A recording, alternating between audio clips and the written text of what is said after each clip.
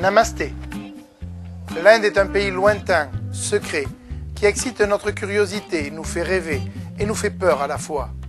Le voyageur ne reste pas indifférent. Dérangé, perturbé, surpris, il perd d'abord ses repères, avec le sentiment de ne rien y comprendre. Puis la curiosité le rattrape, des choses inimaginables surgissent. Il se prend au jeu, se met à répondre au sourire. Il devient fourmi au cœur de cette gigantesque fourmilière et s'émerveille de mille et une choses. Fascinante, envoûtante, l'Inde est vraiment un pays de contrastes et de couleurs. La civilisation indienne est l'une des plus anciennes et plus riches au monde. La diversité architecturale des palais des Maharajas, des Havelis, des riches commerçants, des citadelles et des forts du désert témoignent de ce passé prestigieux. Cependant, l'Inde d'aujourd'hui offre aussi un visage moderne.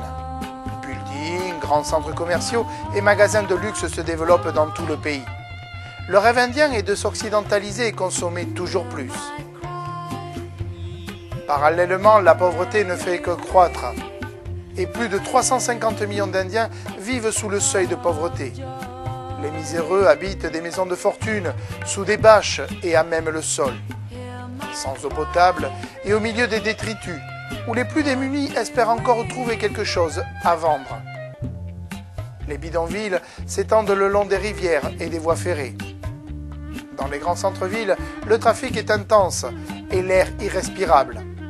La pollution est un vrai problème de santé publique. Tous les moyens de transport sont bons.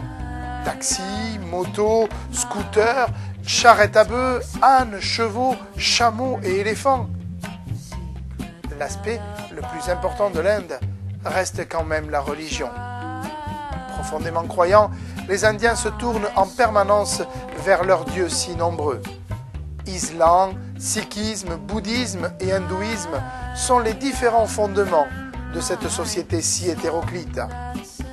Le Gange, fleuve sacré de l'Inde, est le berceau de l'hindouisme. Cette étonnante religion, pratiquée par plus de 80% de la population, est extrêmement populaire et représente un véritable art de vivre.